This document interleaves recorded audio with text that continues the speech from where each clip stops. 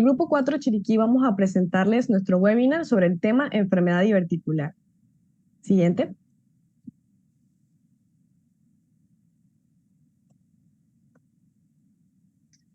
Aquí tenemos nuestra tabla de contenido. Primero que todo vamos a presentarles nuestros objetivos y la introducción. Vamos a hablarles un poco sobre la incidencia de la enfermedad, su etiología, epidemiología, fisiopatología, la histología y patología. También tocaremos lo que son los factores de riesgo, las diferentes manifestaciones clínicas, la evaluación diagnóstica y endoscópica, el diagnóstico diferencial, tratamiento, complicaciones y por último nuestras conclusiones. Siguiente.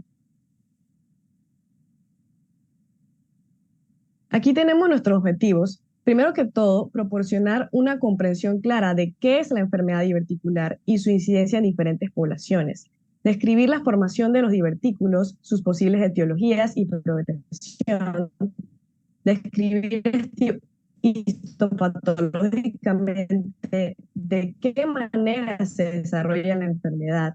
Conocer las características clínicas e imagen son las más apropiadas para la evaluación diagnóstica de la enfermedad. Analizar los factores de riesgo para el desarrollo de la enfermedad diverticular, mostrar el rol de la endoscopía en la evaluación y seguimiento de la enfermedad diverticular y conocer el tipo de manejo que debe brindarse a cada paciente en función a la clasificación de la enfermedad. Siguiente.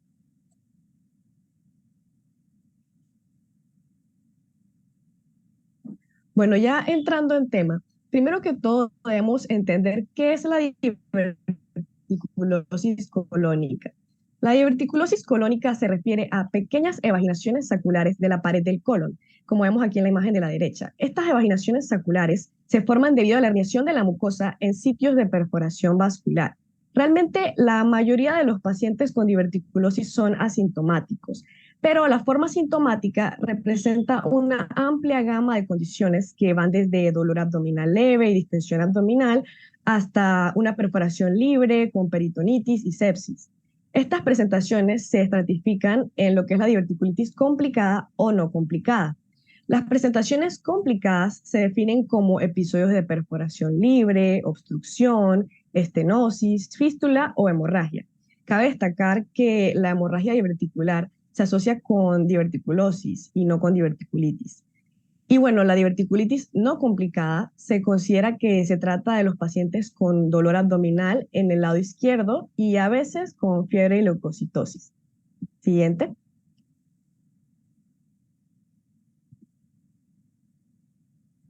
En cuanto a la incidencia de la enfermedad, en los últimos años ha habido una prevalencia creciente de la enfermedad diverticular en lo que son los países industrializados. La incidencia de la diverticulosis aumenta con la edad. De modo que los pacientes que tienen 30 años o menos, realmente es poco frecuente ver la enfermedad en ellos.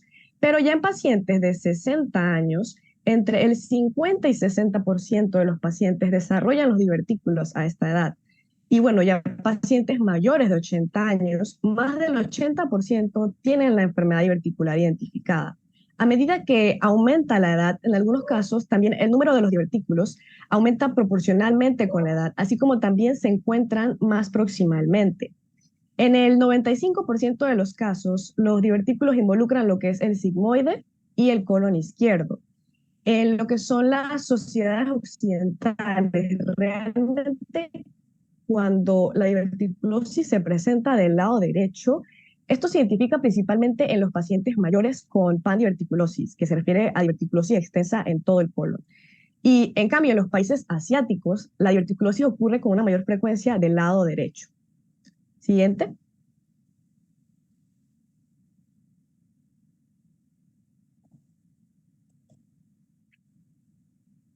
La incidencia de lo que es la diverticulitis está aumentando, ya que del 10 al 28% de los pacientes que desarrollan diverticulosis desarrollarán diverticulitis. Esta imagen es de un estudio que se realizó en Estados Unidos, en donde vemos que la figura A de la izquierda, esta es una gráfica donde vemos los pacientes que fueron dados de alta por diverticulitis, tanto complicadas como no complicadas, en la muestra nacional de los pacientes hospitalizados de entre los años 1991 al 2005.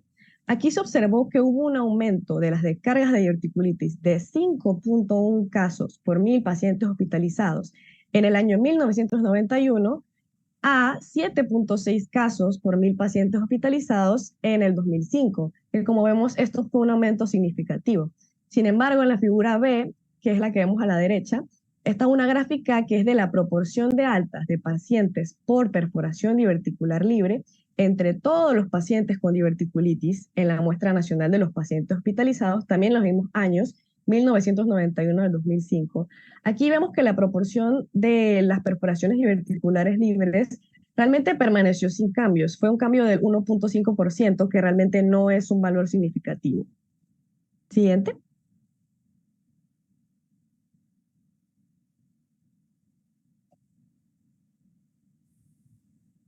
Bueno, ahora seguimos con la epidemiología y la etiología. La mayoría de los divertículos crónicos son de pulsión o falsos. Estos tipos de divertículos contienen solo la mucosa y la capa muscular de la mucosa, a comparación de los divertículos verdaderos que involucran todas las capas, incluidas la muscular propia y la adventicia. Los divertículos penetran en la pared colónica donde los vasos rectos penetran la capa muscular circular para proporcionar suministro de sangre a la membrana mucosa. Siguiente.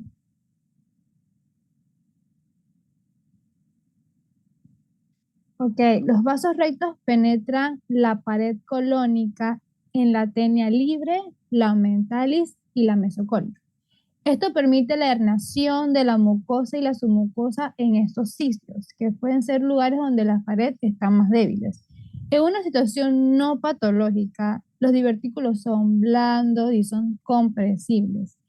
Esto permite una comunicación entre la luz del colon y el divertículo.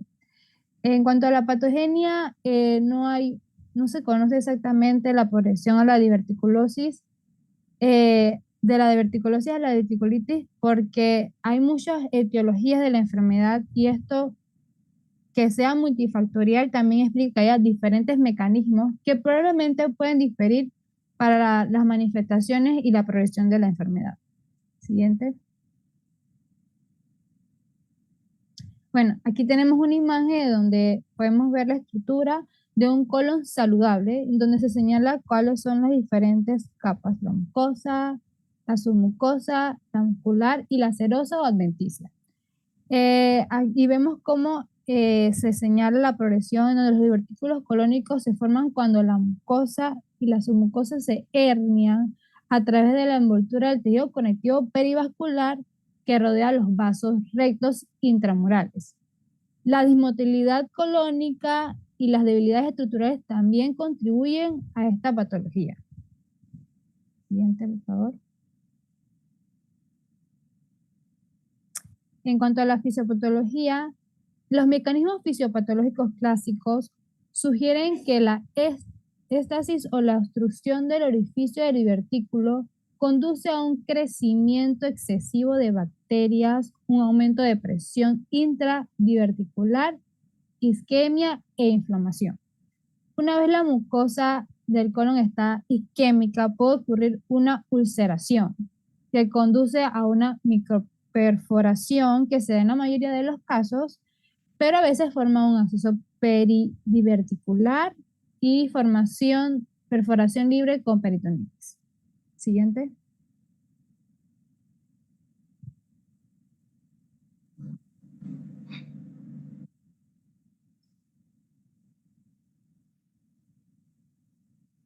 Bien, en cuanto al tema histológico y patológico, tenemos que esta enfermedad presenta características microscópicas, como vemos en pantalla, lo que sería el engrosamiento de la lámina propia. Tenemos depresión de mucina e hiperplasia de células de Panet. También se pueden observar abscesos de cripta y ulceraciones en algunos casos. Aquí es importante señalar que estas características que menciono son muy similares a lo que sería la enfermedad inflamatoria intestinal, por lo cual pues es importante diferenciar ambas patologías clínicamente.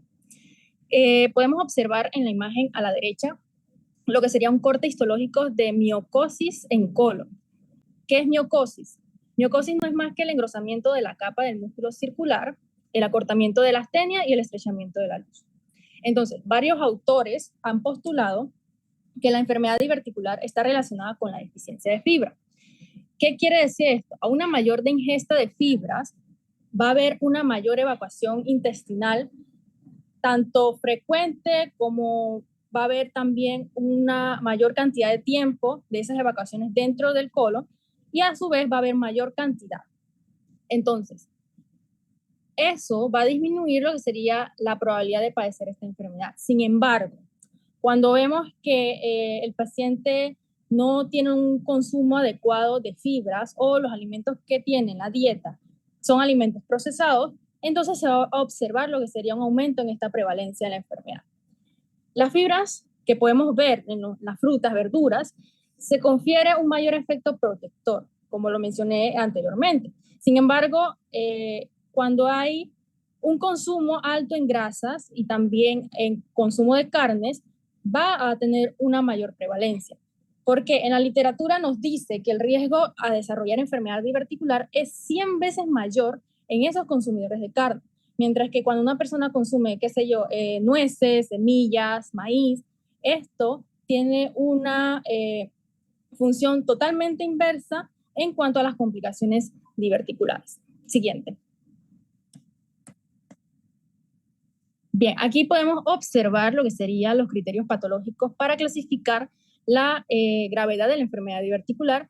Esta fue desarrollada por Hinchey, si no me equivoco, así se pronuncia, y podemos observar que está dividido en 4 estadios. Hay una modificada que se agrega al estadio 1A, desde el estadio 0, 1A, 1B, 3, 4. Entonces, básicamente el estadio 1 son pacientes con diverticulitis y un absceso pericólico. El estadio 2 va a representar a pacientes con abscesos a distancia, es decir, un absceso pélvico o retroperitoneal. En los estadios 3 y 4, pues van a haber pacientes con peritonitis purulenta y feculenta. Y ahí vemos la modificación. Siguiente. Es importante añadir que se han realizado varias teorías alternativas de acuerdo a la causa de la patología, por decirlo así. Estas alternativas han sido no dietéticas. Entre ellas, pues se menciona que el sigmoide, se sugiere que el músculo liso, como vemos en pantalla, se comporta de una manera diferente. Es decir, va a haber áreas del mismo sigmoide que se va a manifestar como un engrosamiento en la pared y no debido a una inflamación, sino por el depósito de elastina. ¿Ok? Entonces, se puede pensar en otras patologías que puede ser hipertrofia o hiperplasia muscular. En este caso va a ser un depósito de elastina. Entonces, como segundo punto, tenemos que en pacientes con diverticulitis, las fibrillas de colágeno muestran un mayor entrecruzamiento con la edad, es decir, mayor de 40 años. Este encruzamiento, cuando es mayor, hace que las fibras de colágeno de los tejidos se vuelvan mucho más rígidos y entonces se haya menos resistente a lo que es el estiramiento. Entonces, como uno de los últimos puntos, la pérdida de distensibilidad de la submucosa colónica puede hacer que la submucosa sea más susceptible a pequeños desgarros cuando se somete a presiones intraluminales más altas provocadas por la segmentación. Aquí, según la literatura, el paciente puede ser predisponente a sufrir hernias debido al desgarro y a esa distensibilidad que se produce. Hay otras teorías que han sugerido respecto a un defecto genético, entre ellos relacionado con pacientes jóvenes que han sufrido o han tenido informes de divertículos, y estos relacionados con los síndromes de Marfan y Engels-Danlos. Entonces, es probable, como lo mencionó a lo último en la diapositiva, que esta serie de procesos, como la alteración de la motilidad, que haya consumo bajo en fibra, alguna que otra inflamación y depósito de elastina, todo esto contribuye a lo que es la patogenia de la enfermedad diverticular. Siguiente.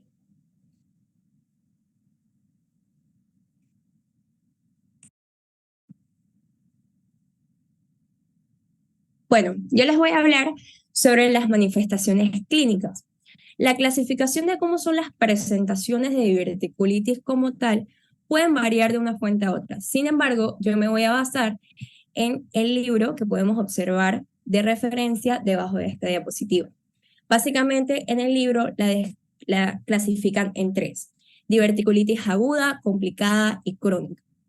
El contenido de la tabla per se lo voy a explicar en las siguientes diapositivas, ya que como pueden observar ahí, en diverticulitis aguda dice típica y en diverticulitis crónica dice atípica. Así que les voy a explicar más adelante qué involucra estos términos.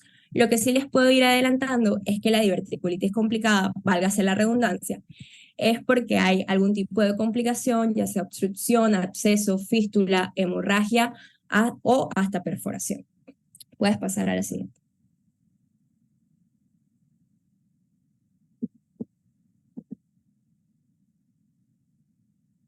Es que creo que estoy como lenta, me están pasando las diapositivas bien lento. Ok. Primero comencemos con lo que es la diverticulitis aguda. Recordemos que en la tabla, por lo menos de la diapositiva anterior, la describía como una presentación típica. Pero ¿esto qué involucra? Bueno, básicamente como punto número 1 hay un dolor abdominal constante tipo no cólico, que está más frecuente en lo que es el lado izquierdo, ya que como se mencionó al inicio de la charla, el 95% de los divertículos se encuentran en lo que es el sigmoides y el colon izquierdo.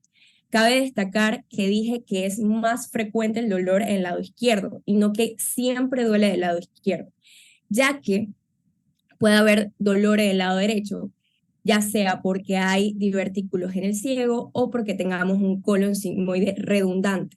Esto es importante tomarlo en cuenta porque muchas veces pensamos dolor en fosa ilíaca derecha, apendicitis. El segundo punto que podemos tocar es la fiebre. Los libros y artículos no mencionan como un rango per se de fiebre, pero lo que sí menciona es que son fiebres bajas. A través de un VHC podemos ver el tercer punto, que es la leucocitosis.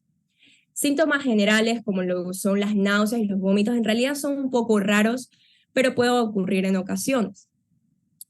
El siguiente punto es la masa. En realidad la masa es un poco contradictoria, porque en la tabla de la diapositiva anterior entraba como diverticulitis complicada. Sin embargo, en algunos pacientes al hacerle examen rectal a una diverticulitis aguda, se le ha palpado las masas. De ser palpable, pues es de tipo doloroso y es porque está ubicada por debajo del colon sigmoides.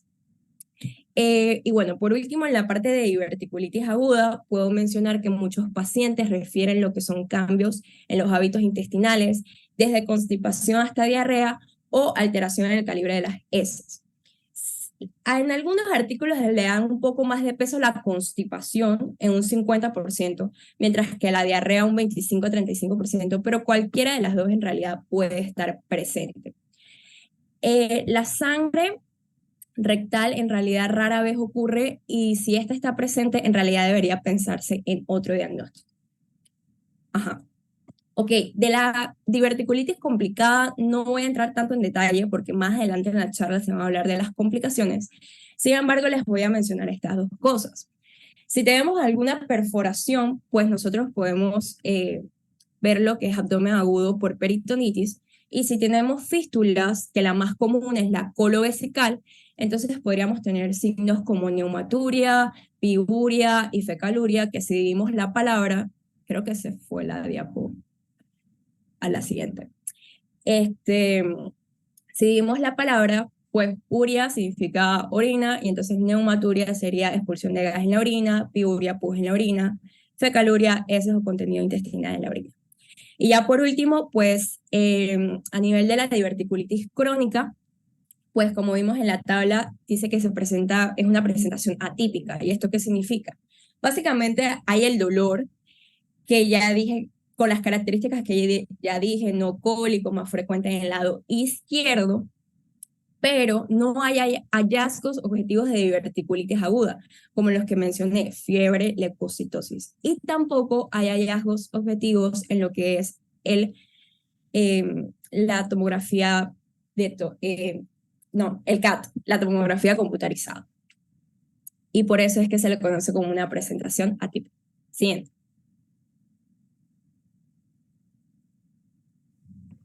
Bueno, hablando un poco sobre la evaluación diagnóstica, nosotros tenemos que ver dos cosas, tanto los exámenes de laboratorio, así como también las pruebas de imagen. Entonces, viendo los exámenes de laboratorio, en verdad no es que haya unos hallazgos específicos o un laboratorio que yo pueda pedir que me diga, yo tengo diverticulosis en este paciente, enfermedad diverticular. Lo que sí podemos observar es que, por ejemplo, en el caso de pedir un hemograma completo, nosotros podríamos encontrar leucocitosis en caso de que el paciente presente diverticulitis. Y en pacientes que tengan, por ejemplo, alguna alteración, una complicación como una fístula colovesical, nosotros podríamos ver entonces que salgan alteraciones en el urinálisis o urocultivos positivos para ciertos organismos entéricos como el E. coli o la Klebsiella en caso de que los pacientes presenten estas fístulas. Entonces, ahora hablando de pruebas de imagen que nosotros podemos enviar, voy a mencionarles tres, pero me voy a enfocar más que todo en la tomografía. Entonces, empezando por la radiografía simple de abdomen, en verdad es una de las modalidades radiológicas más antiguas y más simples que existen, pero no es que da hallazgos específicos sobre la diverticulosis o la enfermedad diverticular. Pero como datito, sí nos puede ayudar a descartar o diferenciar ciertas complicaciones de la misma. Por ejemplo, hasta un 11% de los pacientes se ha visto que en la literatura cuando presentan diverticulitis o enfermedad diverticular pueden presentar neumoperitoneo, pero igual solamente en un 30 o un 50% de los pacientes se encuentran hallazgos que sugieran diverticulosis, por lo cual no es lo más específico que hay. En cambio, los enemas con contraste por muchísimo tiempo era la técnica que más se utilizaba para poder realizar el diagnóstico de diverticulosis.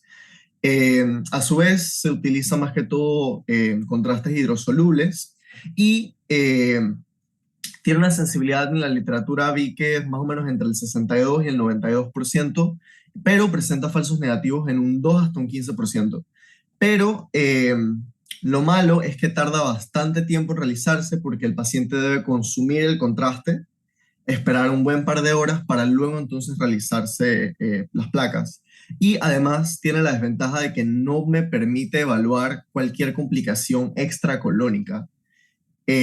Igual se describe que los enemas de doble contraste en lugares que no tengan la disponibilidad de hacerse un CAT, en verdad es una buena elección de examen para poder realizar esta prueba en estos pacientes. Y por último, al cual sí le voy a meter un poquito más de cariño, es a la tomografía computarizada, ya que es la técnica de elección para esta patología.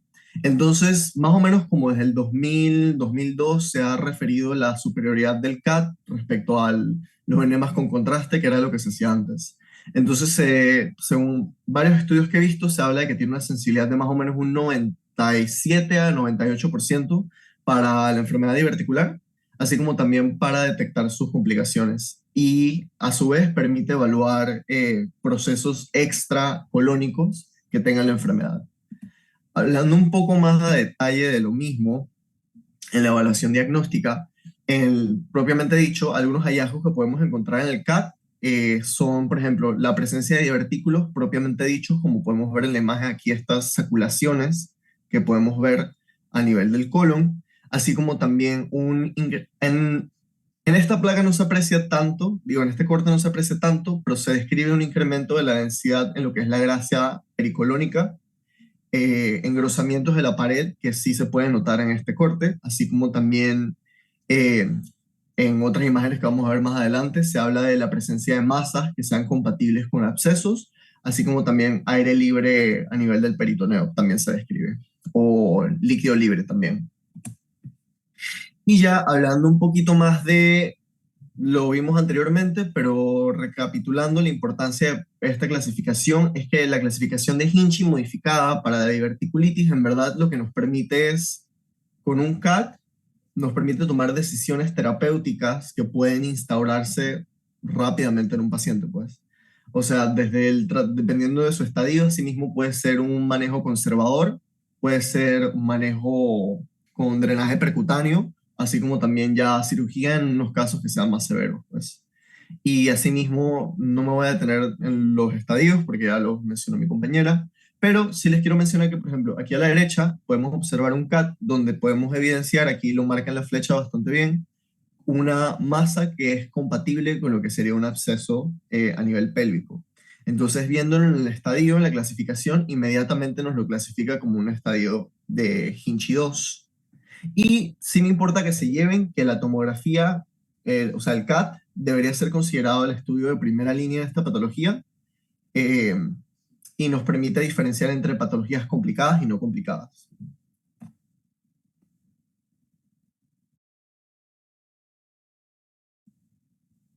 Bueno, seguimos con la evaluación endoscópica. Ok, la colonoscopia juega un papel clave en diferentes escenarios clínicos de la enfermedad diverticular. Está indicada cuando hay sospecha de sangrado diverticular, sirve para el diagnóstico diferencial de enfermedades del colon, también para el seguimiento de la diverticulitis aguda y como herramienta pronóstica en pacientes con enfermedad diverticular. Entonces, los procedimientos endoscópicos como la sigmoidoscopía flexible y la colonoscopía generalmente no se recomiendan durante un episodio agudo de diverticulitis. Este enfoque se fomenta debido al riesgo de perforación, es decir, para evitar la posible conversión de una microperforación sellada en una perforación libre. De hecho, generalmente lo que se recomienda es que de 6 a 8 semanas, de 6 a 8 semanas después de la resolución completa de los síntomas asociados con la diverticulitis aguda, se realice la evaluación endoscópica del colon si no se ha realizado una colonoscopia reciente, que según la Sociedad Europea de Coloproctología se refiere a si no se ha realizado una colonoscopia en los últimos 3 años. Sin embargo, en algunas revisiones, otros autores mencionan que el seguimiento endoscópico se debe realizar en pacientes que no han tenido una colonoscopia en el último año o en el año anterior. Y bueno, se debe evaluar toda la longitud del colon para descartar la presencia de una neoplasia maligna o un diagnóstico alternativo como colitis isquémica o enfermedad inflamatoria intestinal. Siguiente.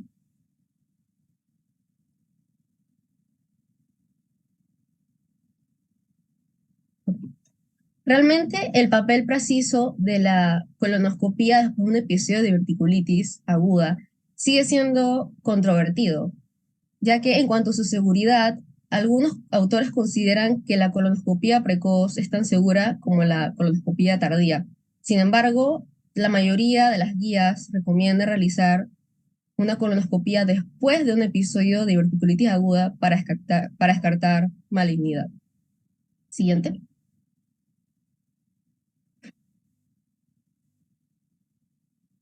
A continuación voy a hablarles de la clasificación DICA. La clasificación DICA, que por sus siglas en inglés significa Evaluación de la Inflamación y las Complicaciones Diverticulares, se trata de una clasificación endoscópica de la enfermedad diverticular, la cual proporciona una forma estructurada de evaluar y categorizar la gravedad de la inflamación diverticular y las complicaciones asociadas. Esta clasificación toma en cuenta 4 ítems principales y varios subítems que podemos ver en la imagen de la derecha. Primero, la extensión de la diverticulosis, en colon descendente y ascendente. Como pueden ver, se asignan 2 puntos a la diverticulosis localizada en el colon descendente porque se ha visto que la diverticulosis ocurre con más frecuencia en el colon descendente que del ascendente. También el número de divertículos por cada región colónica, que hasta 15 es considerado grado 1 y más de 15 es considerado grado 2. El otro ítem sería la presencia de inflamación, ya sea edema, hiperemia, erosiones, colitis segmentaria asociada a diverticulosis. Y en el caso de que se detecten diferentes grados de inflamación, se debe reportar el grado de inflamación más grave. Y bueno, las complicaciones, ya sea la rigidez del colon, estenosis, pus y sangrado. Entonces, cada uno de estos ítems y subítems, como vemos, tiene su puntuación numérica y la suma de las puntuaciones da como resultado 3 puntuaciones DICA diferentes. Está la DICA 1, que cuando la suma de los puntos es inferior a 3, es considerado DICA 1, e indica diverticulosis, es decir, la presencia de divertículos sin signos endoscópicos de inflamación y principalmente sin probabilidad de complicaciones clínicas. Está el DICA 2, cuando la suma de los puntos está entre 4 y 7. Esto define una enfermedad diverticular moderada con baja probabilidad de complicaciones clínicas. DICA 3, y por último el DICA 3, cuando la suma de los puntos sea igual o mayor a 8, lo cual indica una enfermedad verticular grave con mayor riesgo de complicaciones. Y bueno, en cuanto a la utilidad clínica, esta clasificación es un parámetro que nos permite predecir el riesgo de ocurrencia de diverticulitis aguda y la necesidad de cirugía en pacientes que padecen diverticulosis. Siguiente.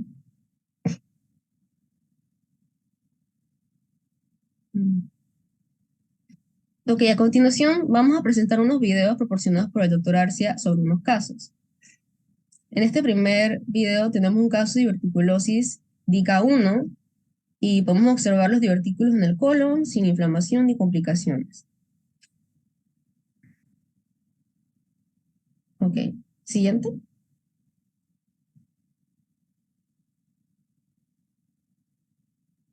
Ajá, ok. El segundo video es un caso de diverticulitis. Se trata de un paciente con 2 episodios previos. Se esperan 3 meses del tercer episodio y se hace la colonoscopía. Entonces podemos ver que se observa que presenta estrechez del sigmoides.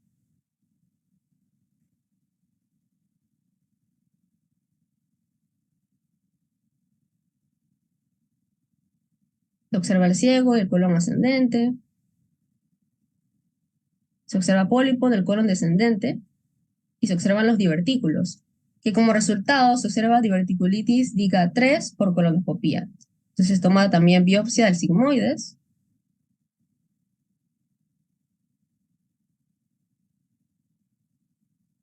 Y bueno, se evalúa también el recto y ano. Siguiente.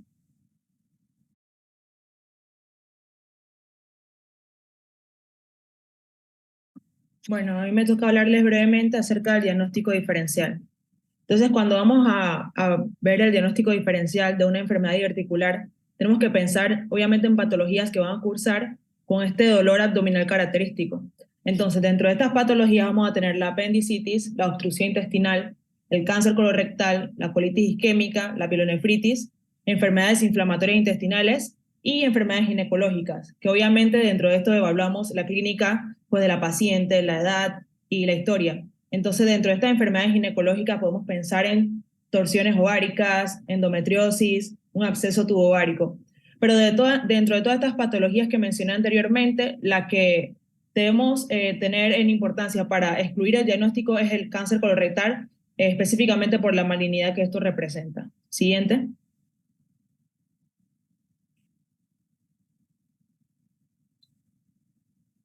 Entonces, como se mencionó anteriormente, pues el estudio que debemos utilizar para diagnosticar o para fortalecer el diagnóstico de la enfermedad diverticular es el CAT. Sin embargo, pues la endoscopía, según la literatura que revisamos, es un estudio que nos va a ayudar a distinguir entre enfermedad diverticular, el cáncer colorectal y la enfermedad inflamatoria intestinal. Entonces les traemos estas imágenes que nos permiten pues diferenciar a la hora de una endoscopía, ver cómo se ve cada una de estas patologías en comparación a la enfermedad diverticular. Como vimos anteriormente también en el video, en la imagen izquierda es la enfermedad diverticular, que vemos cómo están los divertículos en el colon. La imagen del centro, pues es el cáncer colorectal, que vemos cómo crece la tumoración dentro del intestino. Y finalmente vemos cómo se ve una enfermedad inflamatoria intestinal, en este caso, pues la colitis ulcerosa.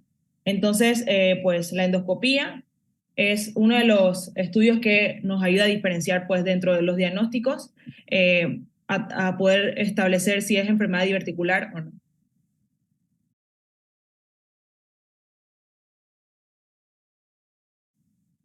Ok, ahora hablaremos un poco, ya mis compañeros habían mencionado acerca de los que eran los factores de riesgo, pero ahora vamos a mencionarlos nuevamente.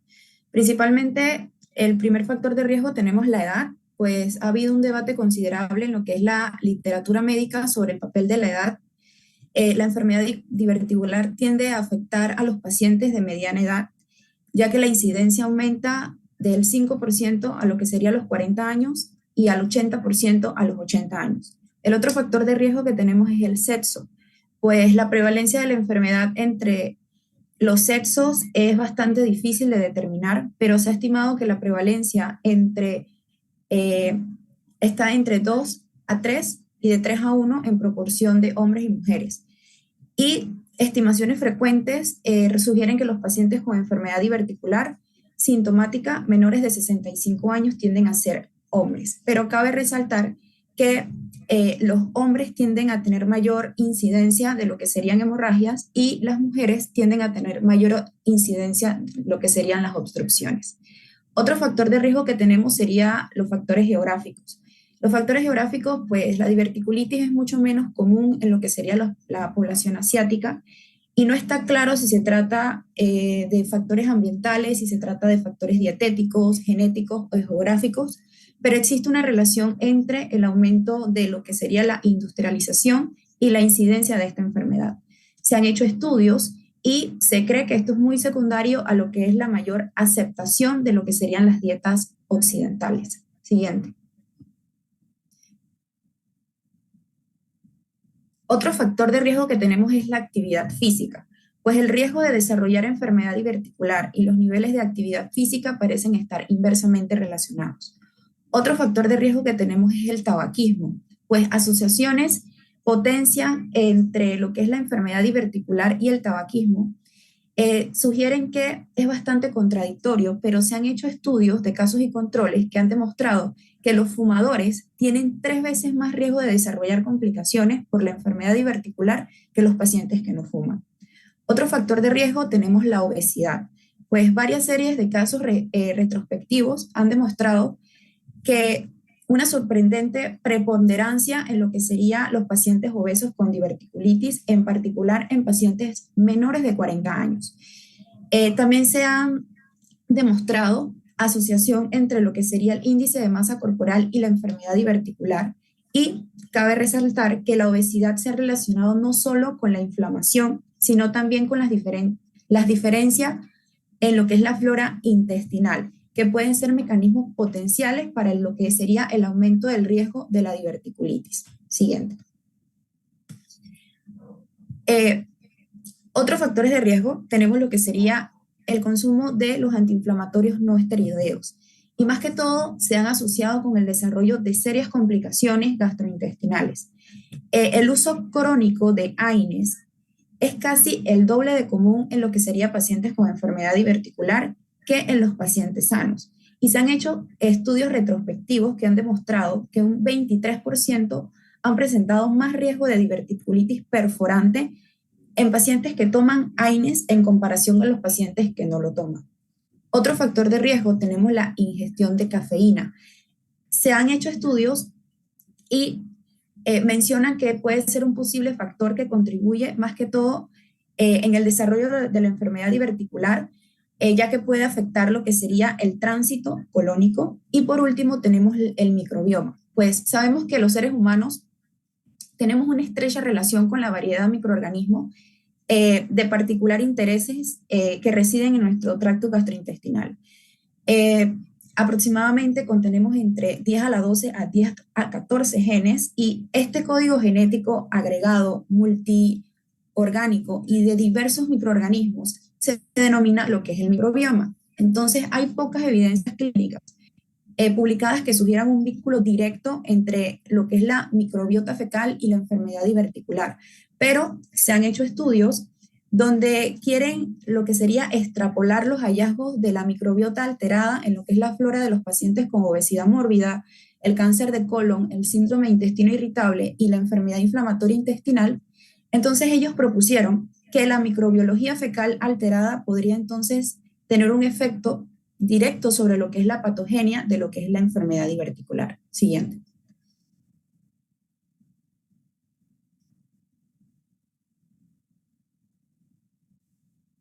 Ok, ahora en cuanto al tratamiento, tenemos que se han estimado muchos protocolos de manejo en función a la clasificación de la patología y a su presentación clínica, tanto para la enfermedad diverticular complicada como para la no complicada. Primero vamos a empezar con el manejo de lo que sería la clasificación INCHI 1A. Los pacientes sin enfermedades de base que presenten diverticulitis no complicada y que toleren la vía oral pueden ser tratados de forma ambulatoria. Como 3 puntos principales del manejo sería tomar en cuenta la dieta, el manejo del dolor y la antibiótico terapia. Con la dieta, se suele iniciar una dieta líquida que luego de la crisis podría progresar a una dieta rica en fibra buscando aumentar el volumen de las heces, disminuir el tiempo de tránsito colónico y por lo tanto disminuir las presiones intraluminales. En cuanto al dolor, como primera línea tendríamos que tener en cuenta el paracetamol, los antiespasmódicos y se debería evitar utilizar AINES y opioides. La decisión del uso de antibióticos debería valorarse en cada paciente de forma individualizada y no aplicarse de forma rutinaria.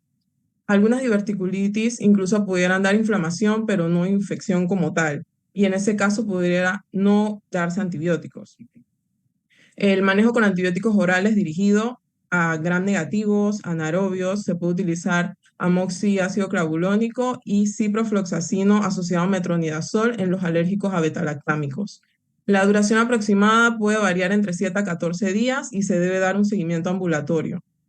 En cuanto al manejo hospitalario, sería para pacientes que presenten fiebre, síntomas sistémicos, incapacidad de tolerar vía oral.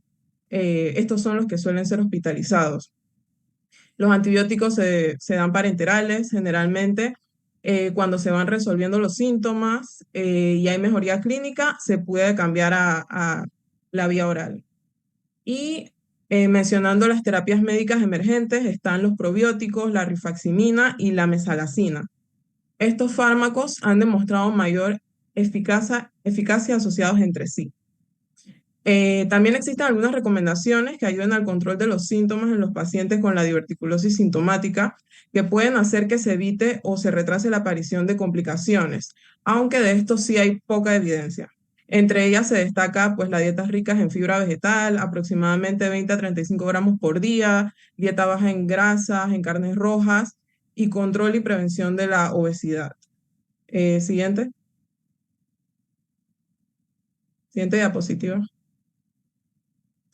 Ok, ahora en el INSHI 1B a 2 tenemos que el manejo debe ser hospitalario, pero depende del tamaño del absceso y de la severidad de la presentación.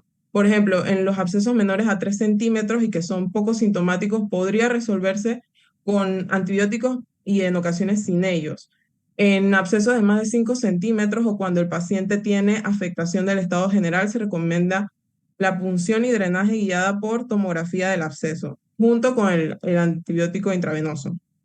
Y el lavado laparoscópico para la diverticulitis complicada, INSHI 2, es una opción para drenar los abscesos en los pacientes sin respuesta a tratamiento médico e intervencionista o cuando este último no se encuentre disponible.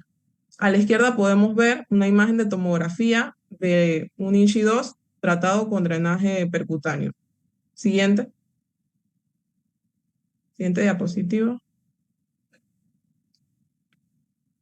Ok, en el INSHI 3 a 4, si se presenta una peritonitis purulenta o fecaloide, está indicada la cirugía urgente, que pudiera ser con una resección del segmento afectado asociado a anastomosis primaria, que es de elección en peritonitis purulenta localizada en paciente estable. También está la intervención de Hartmann, que se recomienda en peritonitis fecal de alto riesgo quirúrgico, es decir, ASA 4, inmunosuprimidos, inestabilidad hemodinámica, paciente con insuficiencia renal o otros factores de riesgo que pronostiquen un fracaso anastomótico.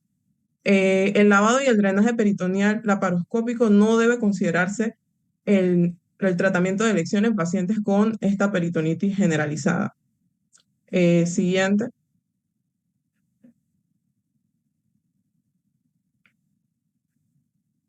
Ok, ahora, la elección entre realizar una colostomía de Hartmann o una anastomosis primaria depende de varios factores. La colostomía de Hartmann es un procedimiento quirúrgico en el cual se realiza una resección del segmento afectado del colon, se cierra el extremo proximal y se crea una colostomía en el extremo distal. Esta opción suele elegirse en casos de diverticulitis complicadas como perforación del colon, peritonitis, abscesos, cuando existe alto riesgo de infección o cuando la anastomosis primaria puede ser técnicamente difícil de realizar. Por otro lado, la anastomosis primaria es una técnica en la cual se realiza la resección del segmento afectado del colon y se une nuevamente al colon sano sin necesidad de una colostomía. Esta opción se considera en casos de diverticulitis no complicada cuando no hay perforación o infección y cuando el colon restante es lo suficientemente sano y viable para realizar la unión. Incluso ha surgido un procedimiento intermedio que incluye resección del segmento afectado y anastomosis con una ileostomía de protección. Y bueno, en la tabla del manejo quirúrgico resumo un poco unas conclusiones de los manejos quirúrgicos, que sería que lo más recomendado en la cirugía de la diverticulitis Hinchey 3 a 4 es resección con anastomosis primaria con o sin ileostomía derivativa. En la obstrucción secundaria, estenosis diverticular, que no es muy frecuente, ocurre en el 10%, lo más recomendable es la cirugía con anastomosis primaria, si es posible. En la formación de fístulas, que suelen ser del 2%, las más frecuentes colovesicales, luego las colovaginales, el tratamiento quirúrgico sería la resección del trayecto fistuloso, el cierre primario de la vejiga y la resección del segmento colónico involucrado con la anastomosis primaria. Y en las hemorragias diverticulares, en la mayoría de los casos la hemorragia cesa, no suele recurrir. En sangrados pocos cuantiosos, intermitentes, se utilizan técnicas isotópicas para localizar el sangrado, y en casos de hemorragias masivas se realiza colonoscopía terapéutica o embolización selectiva, reservando la cirugía cuando estos tratamientos no están disponibles o han fracasado. Siguiente.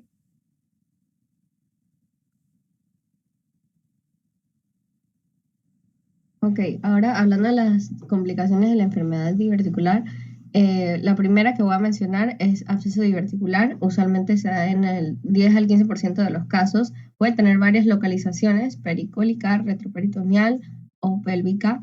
El diagnóstico se hace por estudio de imagen por cortes, que eso usualmente se refiere a tomografía computarizada o resonancia magnética. En este caso se utiliza más la tomografía computarizada, el corte axial.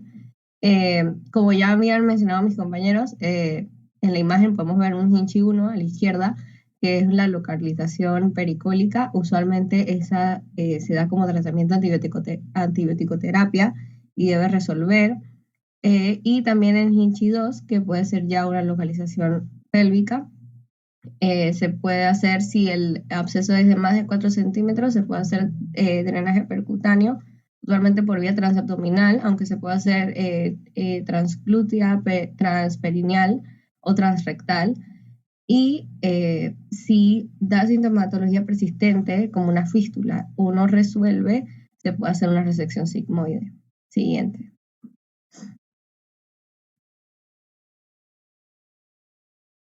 Ok.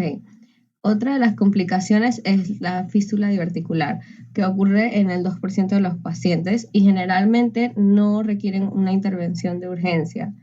Entre las más comunes, la fístula colovesical, como ya han mencionado antes, es el 65% de las fístulas.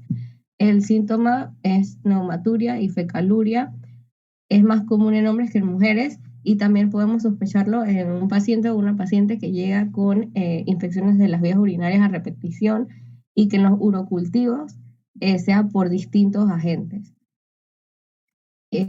Bueno, aquí en la imagen a la derecha es lo que se vería en una fístula colovesical, que es aire en vejiga. Y a veces también se puede ver el mismo trayecto fistuloso. La fístula colovaginal es común en pacientes con histerectomía, y usualmente se ve por secreciones vaginales y fugas de aire por la vagina. Y la fístula colocutánea en realidad es más común en pacientes que tengan algún antecedente como enfermedad de Crohn, que hayan tenido un drenaje percutáneo anteriormente o una colostomía anteriormente. El manejo de las fístulas usualmente es resección del segmento afectado, que el más común es el sigmoide. También se puede hacer una fistulestomía, sutura de la fístula, o el manejo conservador si el riesgo de operar al paciente es elevado por las comorbilidades y tiene síntomas mínimos. Siguiente. Otra de las complicaciones es la perforación diverticular. Ocurre en 1% de los pacientes. Es más común en el primer episodio de diverticulitis aguda, y es el peritonitis por pus o heces, que puede ser el Hinchey 3 pus y Hinchey 4 heces. El manejo, como ya han mencionado, es el procedimiento de Hartmann, especialmente para el Hinchey 4 o la peritonitis por heces. También se puede hacer anastomosis primaria, pero no se puede hacer, o sea, algunas contraindicaciones para eso sería que el paciente esté hemodinámicamente inestable, isquemia, que haya edema de la pared intestinal, anemia y que haya malnutrición, porque esto puede, o sea, hay más riesgo de que haya una disencia de la anastomosis. Siguiente. Y bueno, la obstrucción o estrechez usualmente es del sigmoides y se da por episodios recurrentes de la diverticulitis aguda. Esto puede ocasionar o esta complicaciones el 10% de las causas, como 10% de la etiología de la obstrucción intestinal de intestino grueso. El manejo puede ser la estrechez, puede ocasionar una obstrucción total o una obstrucción parcial. Si la estrechez hace una obstrucción parcial, se maneja con antibiótico-terapia, hidratación intravenosa, con solución salina o lactato de Ringer y alimentación parenteral. Pero si es una obstrucción total, entonces se puede hacer la colostomía, la resección sigmoidea, se puede hacer anastomosis primaria y también está la colocación del stent colónico, pero ese aún no es muy recomendado. Y bueno, en la imagen a la derecha vemos cómo, o sea, se inyecta un medio de contraste que no puede pasar porque está obstruido. El siguiente.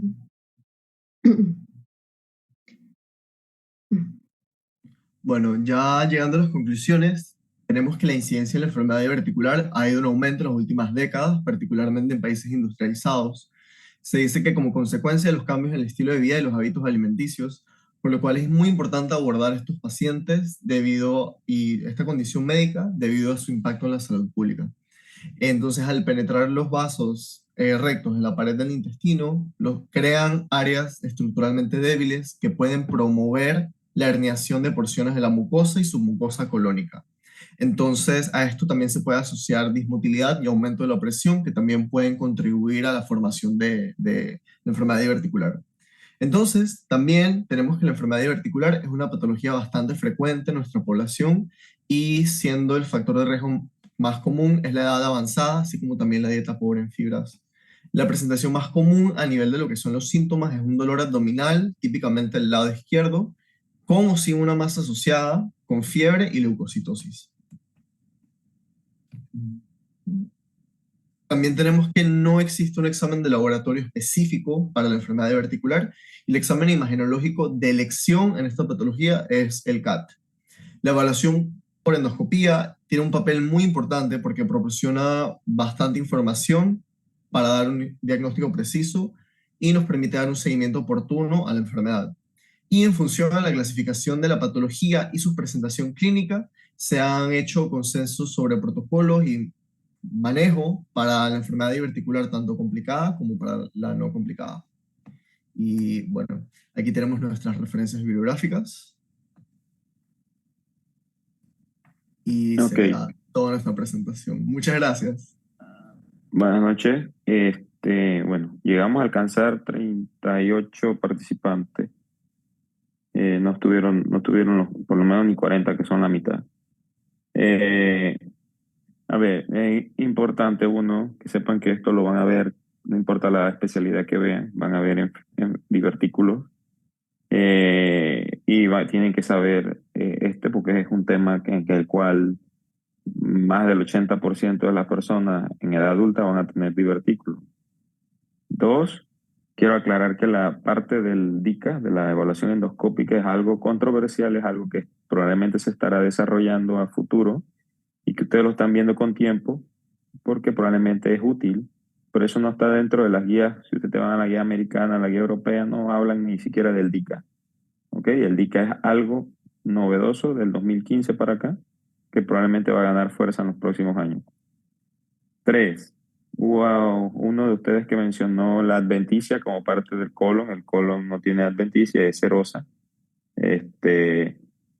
Entonces los divertículos, lo único que no tienen es capa muscular. Los divertículos tienen mucosa, submucosa y serosa.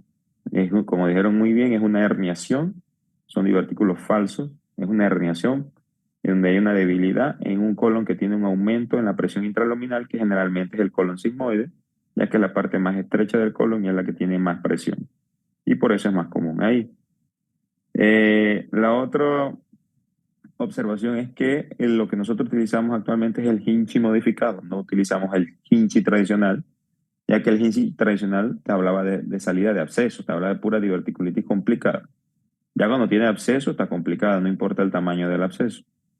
Entonces, la no complicada se añade ahora en el Hinchi modificado, que son los Hinchi 0 y los 1A, que no tienen abscesos y no tienen inflamación, el Hinchi 1A, y el 0 no tiene inflamación. Probablemente el 0 es más como una colitis asociada a la presencia de divertículos más que a un flegmón o inflamación del segmento con los divertículos.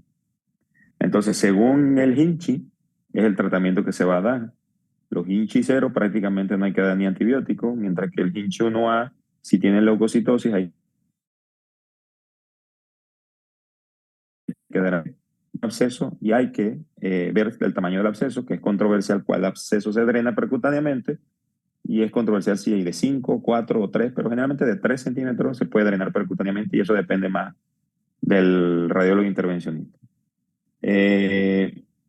Entonces, los Hinchi 2 y 1B, que se vayan a drenar percutáneamente, se operan si no resulta el drenaje percutáneo, pero si resulta, ese paciente probablemente se va a la consulta y ahí entra en un seguimiento que incluye probablemente una tomografía de control cuando haya pasado el episodio o una evaluación endoscópica.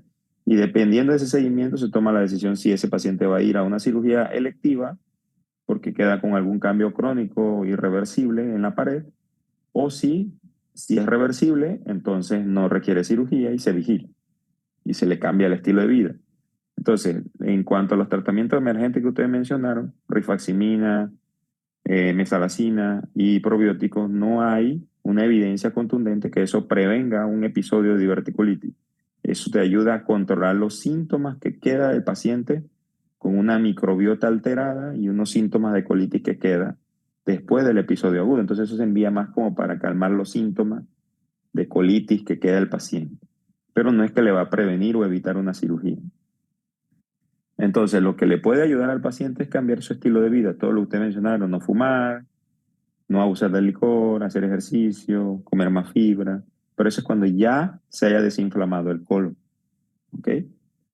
Y los Hinchi 3 y 4, como vienen, esos van a cirugía, generalmente ya con una peritonitis. Y esa peritonitis, muchas veces lo que vamos a ver, ni cuidado ni tomografía hacemos una serie de abdomen agudo, vemos aire libre, se mete como abdomen agudo, y se encuentra transoperatoriamente, que es un Hinchi 3 o un Hinchi 4, y ahí tomas la decisión si le haces una colostomía Hartmann o si la anastomosa, dependiendo de lo que ustedes muy bien mencionaron.